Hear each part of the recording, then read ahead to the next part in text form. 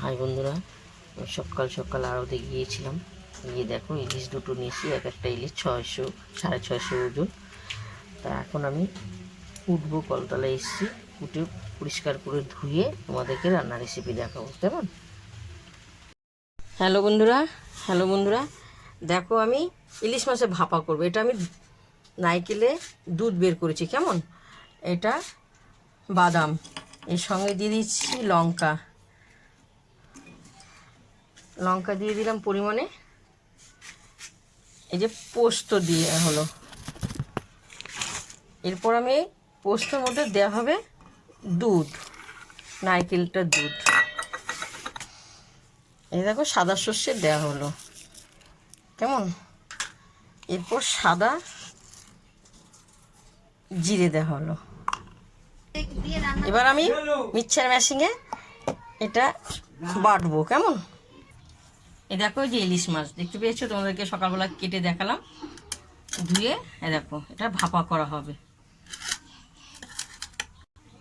এই যে মশলাগুলো পেস্ট করা হয়েছে, এটা এর সঙ্গে মিশানো হচ্ছে। মিশে এরপর কাঁচা লঙ্কা দেওয়া হচ্ছে চিড়ে।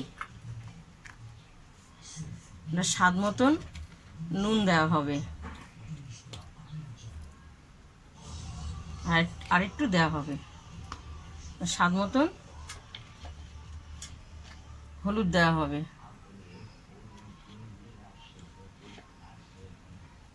এবার স্বাদ মতন তেল, কাঁচা তেল দেওয়া হবে। হ্যাঁ, এরপর মাখা হবে, ভালো করে মাখবো। খুব সুন্দর লাগবে খেতে। এরকম ইলিশ মাছের ভাপা অপূর্ব অপূর্ব। দেখতে পেয়েছো, খুব সুন্দর অসাধারণ হয়েছে। এবার ঢাকনা দিয়ে ঢাকা হবে, এটা ভাপা হবে, কেমন? এই যে ভাপাটা প্রেসার কুকারে জল দেওয়া হলো। এরপর টিফিন বাটিটা প্রেসার কুকারে বসানো হলো মাঝখানে। এবার ঢাকনা দিয়ে যে ঢেকে দেওয়া হলো। দেখো কুকারে দেওয়া হলো গ্যাসে, কেমন? একটা সিটি দেওয়া হবে, একটা সিটি দেওয়া হয়েছে, কেমন?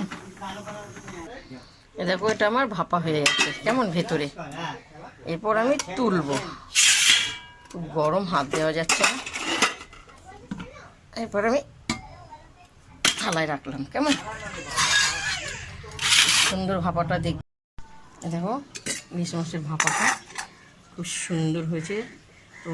তোমাদেরকে প্রথম থেকে লাস্ট কি কি দিয়েছি তোমাদের দেখিয়েছি। অসাধারণ হয়েছে। দেখো, দেখতে পাচ্ছ মাছগুলো ভাপা। তোমাদের দেখে যদি ভালো লাগে তোমরা লাইক দিয়ে শেয়ার করো, কমেন্ট করে জানাও। অসাধারণ। চলো এবার আমরা খাবো ইলিশ মাছের ভাপা, কেমন?